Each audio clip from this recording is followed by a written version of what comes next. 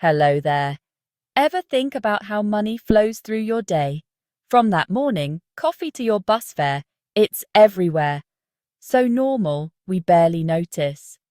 But behind every tap or jingle of coins, there's a fascinating system at work. So grab a cuppa, get comfy, and let's explore the magic of money together. When we think of money, we picture coins and notes, something we can hold and count. But money is more than just cash. It's an idea, a tool that makes trade simple and life easier. Today, most money is digital, just numbers on a screen, yet it buys our groceries and pays our bills. We'll explore how money really works, simply, clearly, and in a way that empowers you every day. Welcome to your journey to becoming money savvy. We'll explore how money began, how we earn and spend it today, and how technology is changing everything.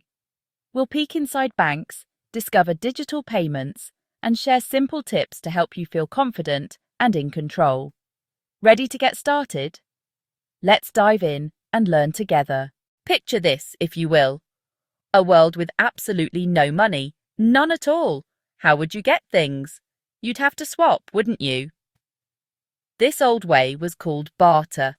It sounds quite simple, I know, but it was actually very, very tricky. Life was much harder back then, believe me. It really made getting what you needed a challenge. Imagine you're a baker, a brilliant one. You make delicious, crusty bread every morning, but today you really need some new shoes. So you pop along to the local shoemaker. But guess what? He doesn't fancy your bread today. He tells you he wants some tasty cheese instead. Oh dear, what a pickle you'd be in. Finding that perfect swap, that double coincidence of wants as experts call it, was a real daily headache for people. So clever humans started thinking really hard. There had to be an easier way, right? They began using special items as a go-between.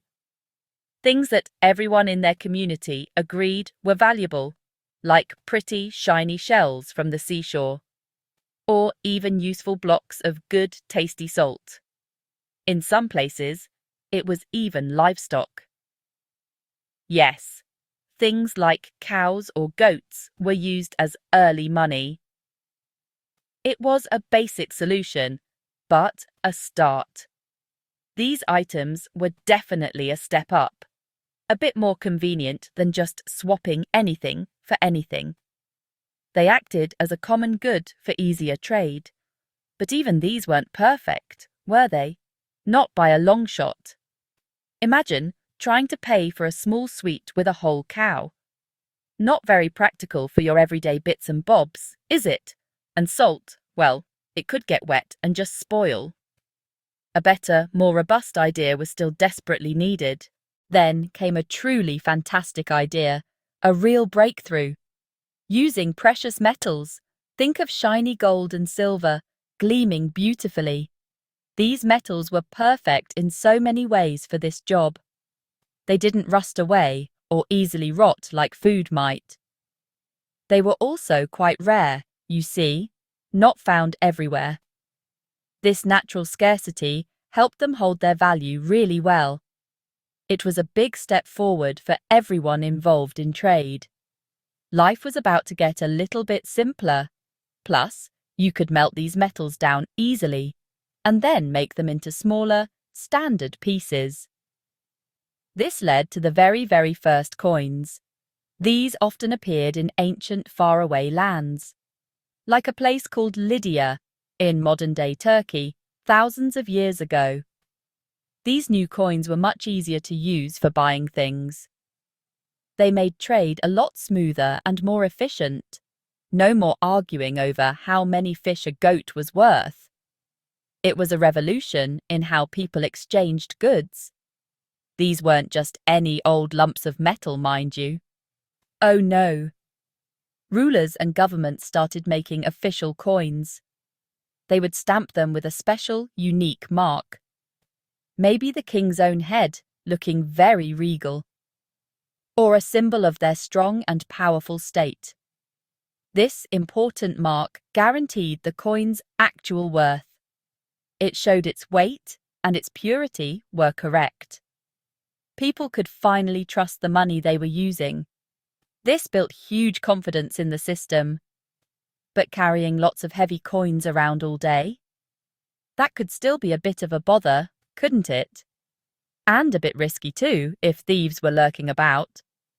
So, another incredibly clever idea soon popped up. Paper money. Can you believe it? Just paper. It started out as simple written receipts, or IOUs. Promises from goldsmiths, perhaps, who looked after people's gold. The note would say something like, "This paper is worth X amount of gold. It was so much lighter to carry." Trusting the system. These paper IOUs were wonderfully convenient for people. So much lighter in your purse than a heavy bag of gold coins. Over time, these simple paper promises evolved. They became the banknotes we are all familiar with today. That 10 or 20 in your wallet right now. It's a modern version of those very early paper notes. But what makes it valuable in our modern world? It's not really backed by actual gold you can claim anymore. It's mostly about something else entirely, something less tangible. The real secret ingredient, the magic, is simple. It's trust. Pure and simple, unwavering trust. We all agree as a society that the paper has value.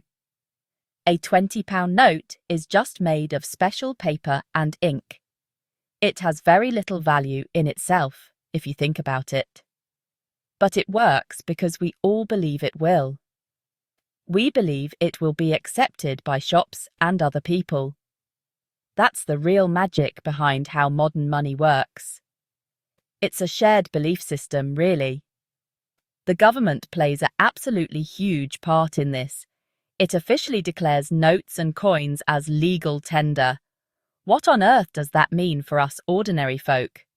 Well, it means if you owe money here in the UK, pound sterling must be accepted by law to settle that debt. The Bank of England, our central bank, issues these notes for us. Their official backing gives us enormous confidence in the currency. We use it every single day without a second thought. It just works, and we trust it will continue to. Scarcity, or keeping it from being too common, is also very important. Just imagine for a moment if we could all print money. In our garden sheds or on our home printers, perhaps. It wouldn't be worth very much then, would it? It would be chaos. That's precisely why central banks are so incredibly careful, like our own Bank of England, right here in the UK. They manage exactly how much money is out there in circulation. This important job helps to keep its value nice and steady, and it stops prices from rising too quickly. Now, let's fast forward from history to today. Think about your own wallet or purse for a moment. How much actual cash do you tend to carry around? Those physical notes and jingly coins, I mean. Probably not as much as people once did, I'd wager. A lot of our money these days isn't physical at all. It exists as digital numbers on a computer screen somewhere. Like when you check your bank balance on your phone app. That's your digital money right there. This digital money is very real, make no mistake. It's just as valuable as that fiver in your pocket. When you get paid your wages, it's often an electronic transfer. The money goes straight into your bank account, nice and easy. The bank doesn't actually keep your specific notes in a little box. Not with your name written on it, waiting for you. They use a clever and secure digital system instead. It keeps an accurate track of exactly what you own. It's all recorded electronically, safely and soundly. And we have so many wonderfully convenient ways to use it. Your debit card, for instance, is a perfect example. You just tap it in the shop and beep. Payment made. The money moves digitally from your account to theirs. Or perhaps you're paying a household bill online with a few clicks. So quick, so easy, isn't it? A real time saver. even your Oyster card for the bus or the tube in London. That uses a form of preloaded digital money too. It makes our busy lives just that little bit smoother. So money has really changed an awful lot, hasn't it? From people swapping goats and pretty shells centuries ago, all the way to tapping our mobile phones in a cafe today.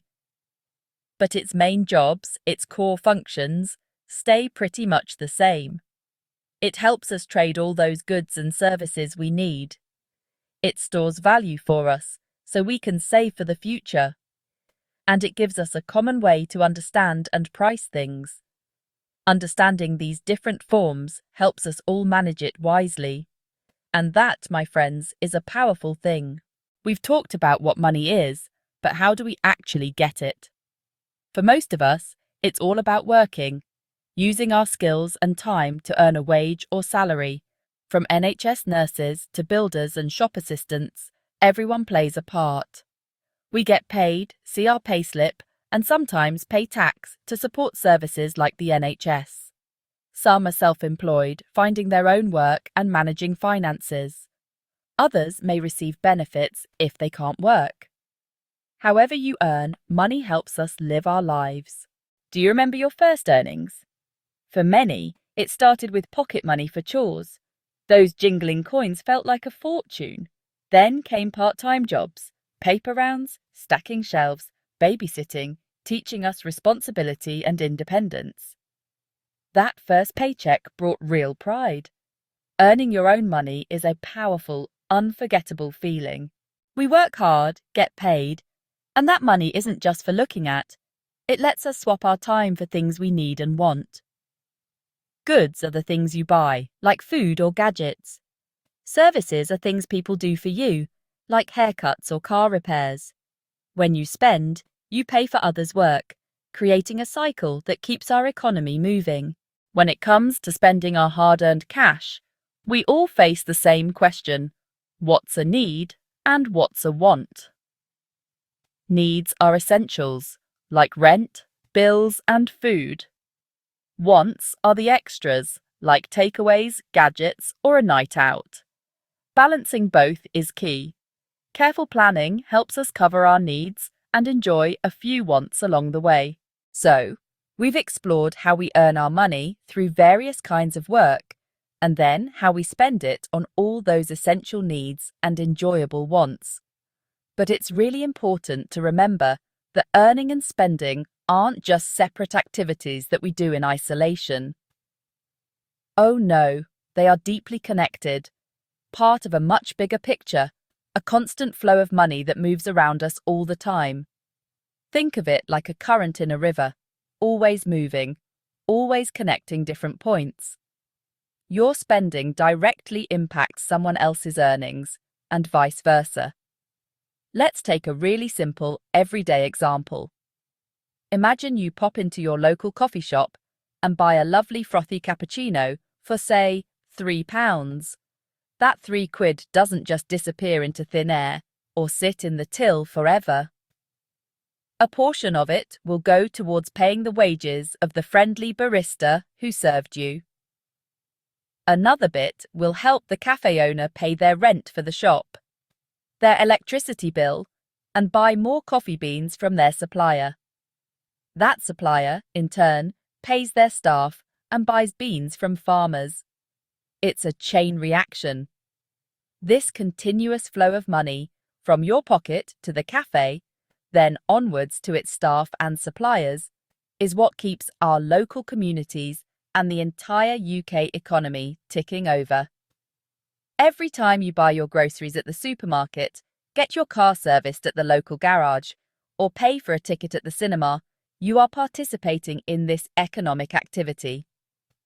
Your spending supports jobs, helps businesses to thrive, and enables people to earn a living.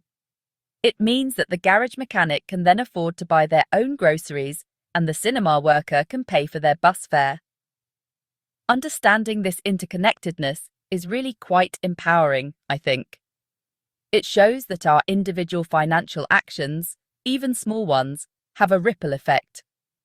When we earn, we gain the power to make choices about our spending, And when we spend, especially if we try to support local businesses where we can, we are contributing to the financial well-being of others around us.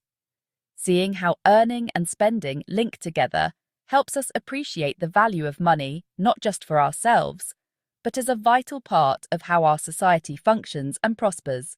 It's all one big, fascinating system. We all need a safe place for our money. When you were little, maybe you had a piggy bank.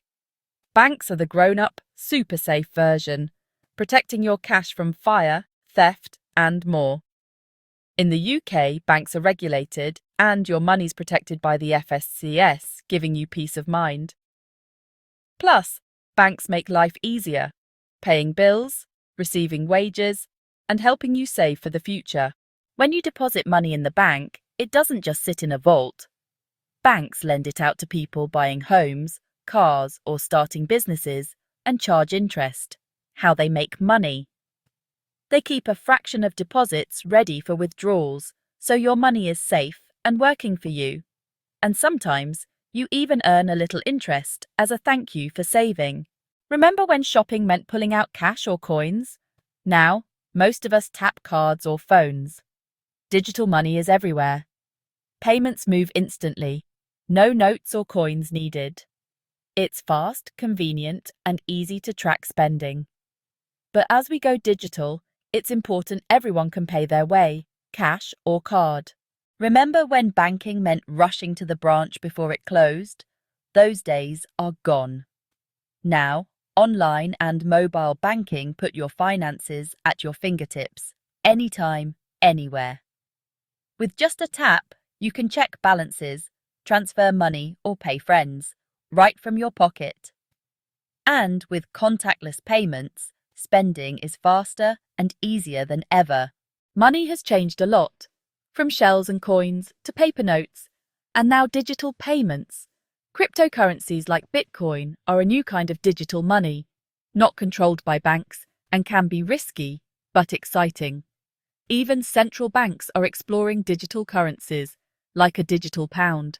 All these changes could mean more choices and convenience for us, so staying informed is key. Budgeting isn't about restriction, it's about control. Think of it as your money's mission control panel. A budget simply tracks what comes in and what goes out, so you know exactly where your money is going. It helps you spot overspending, plan for what matters, and reduce stress. Start simple. Jot down your spending for a week or use your banking app's categories. Compare your spending to your income.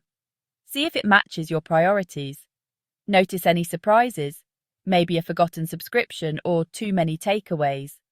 This isn't about guilt, it's about making your money work for you. With a budget, you're in charge. Cover your needs, have fun, and save for your dreams. Saving isn't just for the wealthy, it's for everyone, and it starts small. Even a few pounds set aside regularly builds a financial cushion for emergencies and goals.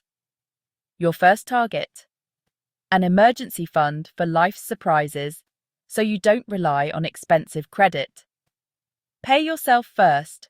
Move a bit to savings as soon as you get paid, even if it's just a £5. Automate it with a standing order and look for small ways to save, like making lunch at home. Watching your savings grow brings real peace of mind and freedom. Saving isn't about missing out. It's about giving yourself options and security. Start today, and your future self will thank you. Spending is part of life. Just make it smart and intentional. Know your needs, essentials, versus wants, extras, and find a balance that works for you. Avoid impulse buys with the 24-hour rule. Wait a day before big purchases. Unsubscribe from tempting marketing emails to reduce spending triggers. Get value for your money research, compare prices, and consider quality over cheapness. Second-hand shops and online marketplaces can offer great deals and help the planet. Spend on what truly matters: experiences, learning, or things that bring lasting joy. Mindful spending means your money brings you more happiness and less regret. Borrowing isn't always bad. Mortgages and student loans can be smart investments. The key is understanding what you're signing up for and making sure repayments fit your budget. Watch out for high-interest, bad debt, like payday loans or only paying credit card minimums. If you're struggling with debt, don't ignore it. List what you owe and seek help early. Always pay at least the minimum and focus extra payments on the highest interest debts. Free, confidential help is available from UK organisations like Step Change and Citizens Advice. There's no shame in asking for support. Taking action is a brave first step. Every payment chips away at the mountain, and you're not alone. Regain control, reduce stress, and move toward financial peace of mind. Being smart with money means planning for your future self, not just today. Pensions are long-term savings for retirement. Start early, even with small amounts, and benefit from employer contributions. Set clear financial goals. Short-term, new appliance. Medium-term, clear debt. Long-term, home deposit. Write down your goals and break them into steps. This keeps you motivated and focused. Money management isn't just about numbers. It's about building security and confidence. Planning ahead reduces future worries and gives you more choices. These skills empower you to handle whatever life brings. That's the real magic of being smart with your money. Money once seemed like a puzzle, but together we've unlocked its magic. From ancient bartering to tapping cards at the shop, it's all about trust, simple ideas, and making life easier. Now, with digital banking and handy apps, things move faster than ever. Remember, knowledge is power. With understanding, you're in control, ready to make smart choices and build a bright financial future. After all we've discussed, you might wonder, what do I do next? Remember, it's not about becoming a financial wizard overnight. It's about taking small, manageable steps, like budgeting, saving a little, and making conscious choices. Every small win builds your confidence. You're making fantastic progress. Stay curious, keep learning, and remember, you've got this. Money often gets a bad reputation, but what if we saw it as a tool, not a source of stress? Managed wisely, it can unlock dreams, security, family adventures, or learning new skills. It's not about piles of cash, but the freedom and choices it brings. See money as your ally, investing in your future, happiness, and what truly matters. Here we are at the end of our journey exploring money. I hope you're feeling more positive and clued up about your finances. Remember, understanding how money works is a superpower, one that opens doors and reduces worries. Start today. Pick one small step, like tracking your spending or setting up a savings transfer. You're now more empowered and ready for a brighter financial future. Go for it.